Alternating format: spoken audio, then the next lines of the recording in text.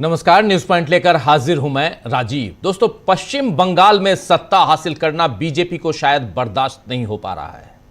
BJP से या तो अपनी खुशी नहीं संभाली जा रही है या फिर अपने समर्थकों पर लगाम लगाने में उसके नेता नाकाम हो चुके हैं, क्योंकि सोमवार से यानी नतीजे आने के दिन से टीएमसी के दफ्तरों पर हमले, आगजनी, तोड़फोड़ और पार्टी के समर्थकों और कार्यकर्ताओं के घरों पर हमले, इतनी घटनाएं हुई हैं कि चुनाव आयोग को इसमें दखल देना पड़ा और कोलकाता पुलिस कमिश्नर को आज प्रेस कॉन्फ्रेंस करनी पड़ी। इन हालात के बाद बीजेपी और चुनाव आयोग के लिए टीएमसी के तेवर और कड़े हो चुके हैं, लेकिन उसके साथ बाकी विपक्षी दलों ने भी चुनाव आयोग को जमकर घेरना शुरू कर दिया है।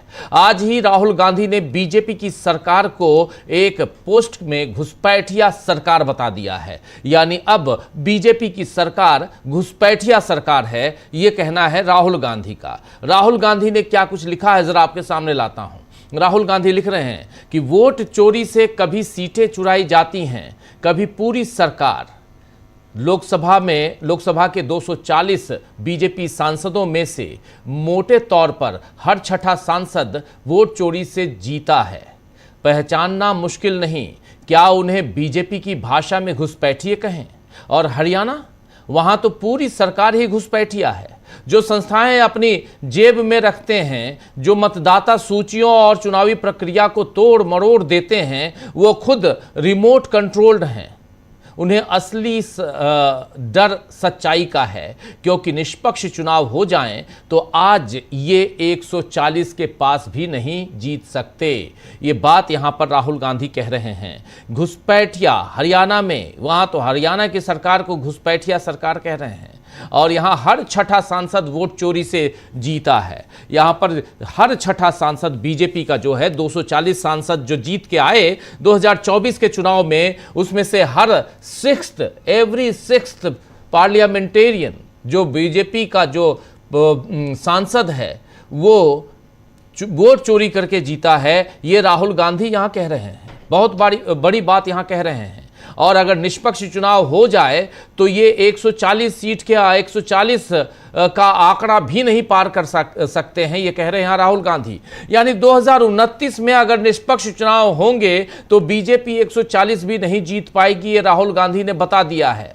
बीजेपी ने कभी उम्मीद नहीं की होगी कि घुसपैठियों वाला दांव उस पर ऐसा उल्टा पड़ेगा कि उसकी सरकार को ही घुसपैठिया सरकार बता दिया जाएगा। लेकिन सच तो यही है कि न महाराष्ट्र, न हरियाणा, न बिहार, न मध्य प्रदेश, इन सब में बीजेपी की जीत का अनुमान लगाया तो नहीं गया था, मगर नतीजे उसी के पक्ष में आए और अब पश्चिम बंगाल में भी वही हाल बन गया है। ऐसे में तेजस्वी यादव ने सही कहा है कि पूरी मशीनरी उसके हाथ में है, यानी बीजेपी के हाथ में है। जरा सुन लीजिए तेजस्वी यादव को।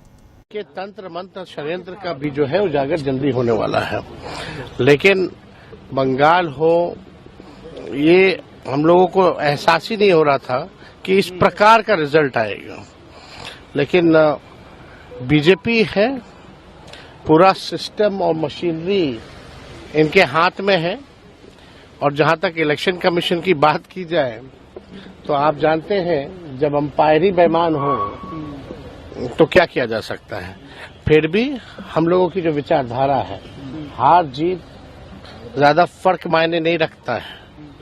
कई चुनाव होंगे, आते रहेंगे, लेकिन बात है कि अपने विचारधारा के लिए, अपने नीति और सिद्धांत के लिए लड़ाई लड़ना। और हम लोग जो है अपने विचारधारा के लिए हर प्लेटफॉर्म पे हम लोग भाजपा और आरएसएस की जो विचारधारा है उसके खिलाफ हमेशा लड़ते रहेंगे।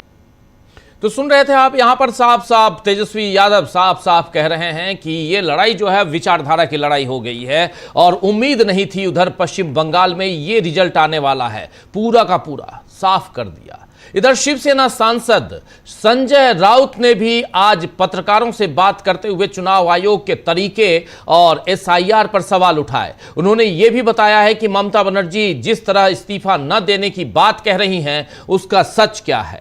आइए जरा सुन लेते हैं। ममता बनर्जी ने कह दिया है, आपको याद होगा कल हम लोगों ने बात बताई थी, ममता बनर्जी ने साफ कह दिया है कि मैं इस्तीफा नहीं दूंगी, और इसकी सच्चाई क्या है ये बता रहे हैं यहां संजय राउत। जरा सुन लीजिए। इस्तीफा नहीं दूंगी विरोध कर रही हैं जिस तरह से पश्चिम बंगाल में। देखो, ममता बनर्जी ने कल जो प्रेस कॉन्फ्रेंस ली है, मैंने उनका वो शब्द और शब्द को मैंने वो सुन लिया है और समझ लिया है। ममता बनर्जी ने पहली बात ये कही कि चुनाव आयोग विलन है और ये विलन ने चुनाव जीता है। दूसरी बात है, जिस प्रकार से हर पोलिंग बूथ पर या मतगणना केंद्र पर जो दादागिरी चल रही थी वो बहुत ही घिनौनी हरकत थी। उनका कहना है कि 100 विधानसभा की सीट पर लूट हो गई, ये सच है। लाखों लोगों के नाम डिलीट कर दिए, ये भी सच है। ये सभी बातें जो ममता जी ने कहा है वो सच है। ममता दीदी कहती है कि मैं इस्तीफा नहीं दूंगी, ठीक है, क्योंकि मेरा नैतिक विजय हुआ है, मैं जीत गई हूं।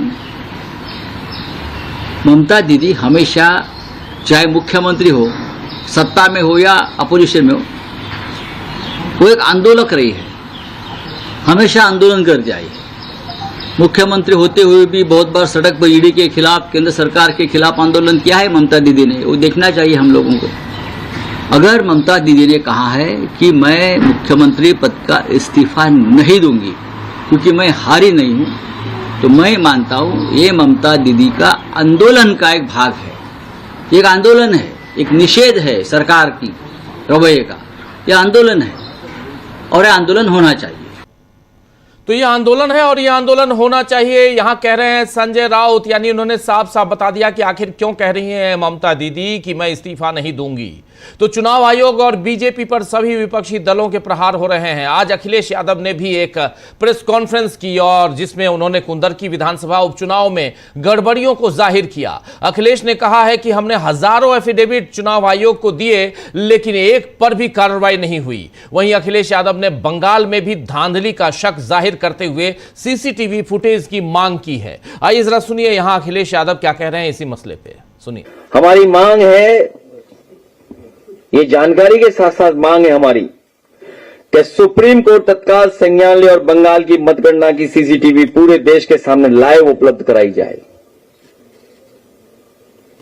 हमारी मांग है सुप्रीम कोर्ट से तत्काल संज्ञान ले और बंगाल की मतगणना की सीसीटीवी पूरे देश के सामने लाइव उपलब्ध कराई जाए। तो सुन रहे थे यहां हमारी मांग, यहां पर सीसीटीवी की बात कर रहे हैं। बंगाल में पूरे देश को उपलब्ध कराई जाए सीसीटीवी फुटेज। तो कांग्रेस, सपा, आरजेडी, शिवसेना, ये सारे दल इस समय खुलकर ममता बनर्जी के साथ खड़े हो चुके हैं और खुद ममता बनर्जी ने कहा है कि वो अब इंडिया गठबंधन को मजबूत करेंगी। बीजेपी ने एक राज्य जीतने के चक्कर में अपनी केंद्र की सत्ता अब दांव पर लगा दी है, ये साफ नजर आ रहा है। वैसे बंगाल का जो अभी हाल है उसके बाद तो यहां भी बीजेपी पर सरकार बनने से पहले ही सवाल उठने लगे हैं। कल इधर सोमवार रात से ही, जिस दिन चुनाव की घोषणा, रिजल्ट की घोषणा हुई है, सोमवार को रिजल्ट आए, आपको याद होगा नतीजे आए। नतीजे जिस दिन आ रहे थे यानी सोमवार की रात से ही टीएमसी के खिलाफ जारी हिंसा के बाद मुख्य चुनाव आयुक्त ज्ञानेश कुमार ने राज्य के शीर्ष पुलिस अधिकारियों, प्रशासनिक अधिकारियों, इन सब से हिंसा में शामिल लोगों की गिरफ्तारी का निर्देश दिया है और यह निर्देश आज बुधवार को आया है। सोमवार की बात जो है, सोमवार से लगातार वहां हिंसा चल रही है, लेकिन जो अभी बंगाल चुनाव आयोग के अधीन है, वहां का एडमिनिस्ट्रेशन चुनाव आयोग के अधीन है। आज जागे हैं ज्ञानेश कुमार और आज उन्होंने सुबह सुबह ये नोटिस जारी किया, सर्कुलर जारी किया कि वहां के प्रशासनिक अधिकारियों को, वहां के पुलिस अधिकारियों को कि हिंसा में शामिल लोगों की गिरफ्तारी कीजिए, हिंसा न हो, हिंसा को रोकने की कोशिश कीजिए। और कल रात को आपने देख लिया कि कोलकाता के हॉग मार्केट में क्या हुआ। वहां कोलकाता में बुलडोजर लेकर चले गए बीजेपी के गुंडे और वो सीधे सीधे यूनियन कार्यालय पे, टीएमसी के कार्यालय पे धावा बोल दिए, उसको तोड़फोड़ की, बगल की दुकानों को तोड़फोड़ की, पूरे मार्केट में अफरा तफरी का आलम था। कल शाम रात 9 बजे की बात है और उसके बाद ये बुलडोजर की जो राजनीति है और गुंडागर्दी है उसकी शुरुआत हो गई थी। वहीं आज कोलकाता के इस पूरे मामले के बाद और इलेक्शन कमीशन के सर्कुलर के बाद कोलकाता के पुलिस आयुक्त अजय कुमार नंद ने भी आज एक प्रेस कॉन्फ्रेंस की है। उस प्रेस कॉन्फ्रेंस में ऐसे जो गुंडा तत्व है उनको हिंसा से दूर रहने की चेतावनी दी है। उन्होंने विजय जुलूस में बुलडोजर शामिल नहीं करने की भी हिदायत दी है। उन्होंने कहा है कि बुलडोजर शामिल करने पर भी रोक है, आप बिल्कुल बुलडोजर यूज नहीं कर सकते हैं। अजय नंद ने आज कहा है अपनी प्रेस कॉन्फ्रेंस में कि हिंसा और आगजनी के आरोप में राज्य के विभिन्न इलाकों से अब तक 80 लोगों को गिरफ्तार किया गया है। इसके अलावा कुछ हथियार भी बरामद किए गए हैं। उनका कहना है यहाँ पे कि हिंसा को रोकने में अगर पुलिस की लापरवाही सामने आती है तो संबंधित अधिकारियों के खिलाफ भी कार्रवाई की जाएगी।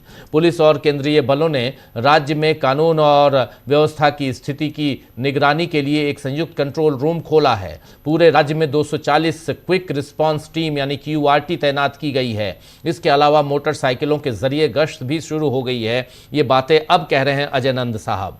ज्ञानेश कुमार और अजय नंद का एक्शन में आना दिखा रहा है कि बीजेपी दबाव में आ चुकी है। उधर दक्षिण भारत चलते हैं, साउथ इंडिया चलते हैं जरा। दक्षिण भारत में भी बीजेपी को झटका लग गया है। आपने देखा केरल में तो बीजेपी जीत से बहुत दूर रही। तमिलनाडु में भी DMK की हार के बाद बीजेपी की जितनी उम्मीदें थीं वो सब खत्म हो गईं, वो सत्ता का हिस्सा नहीं बन पाई। लेकिन तमिलनाडु की कांग्रेस इकाई ने TVK को यानी एक्टर विजय को अपना समर्थन दिया है और इस शर्त पर कि वो सांप्रदायिक ताकतों के साथ नहीं जाएगी। अब अभिनेता से नेता बने विजय ने राज्यपाल राजेंद्र अर्लेकर के सामने सरकार बनाने का दावा भी पेश कर दिया है और कल मुख्यमंत्री पद की शपथ लेंगे एक्टर विजय। यानी अब आंध्र प्रदेश और पुदुचेरी को छोड़कर सारे दक्षिण भारत में कांग्रेस सत्ता में रहेगी। आप चले थे नरेंद्र मोदी कांग्रेस मुक्त भारत करने के लिए और आज की तारीख में दक्षिण में अगर आंध्र प्रदेश और पुदुचेरी इन दोनों को छोड़ दिया जाए तो हर जगह कांग्रेस सत्ता में काबिज है।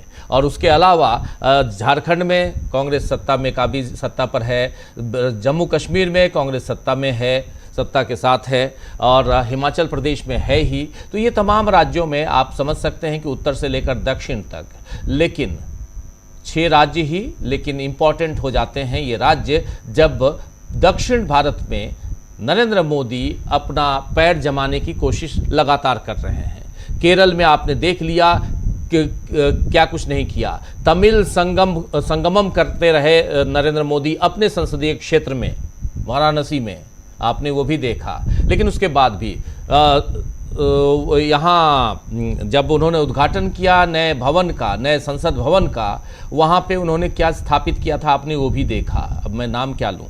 तो इसीलिए ये सब कुछ करने के बाद भी दक्षिण में कुछ नहीं कर पाए नरेंद्र मोदी। लेकिन यहाँ उत्तर में और खासकर पूर्वोत्तर में, बंगाल में, असम और बंगाल में जो कुछ किया है उसका संदेश भी पूरी दुनिया में गया है। और उसके बाद बहुत सारे सवाल यहाँ पर पैदा हो रहे हैं। इन सवालों का जवाब क्या नरेंद्र मोदी और उनकी पार्टी दे पाएंगी, ये बड़ा सवाल है। तो सवालों के घेरे में, जीतने के बाद भी सवालों के घेरे में कैसे है भाजपा, और यहाँ पर भाजपा की जीत अगर कहा जाए तो भाजपा की जीत सवालों के घेरे।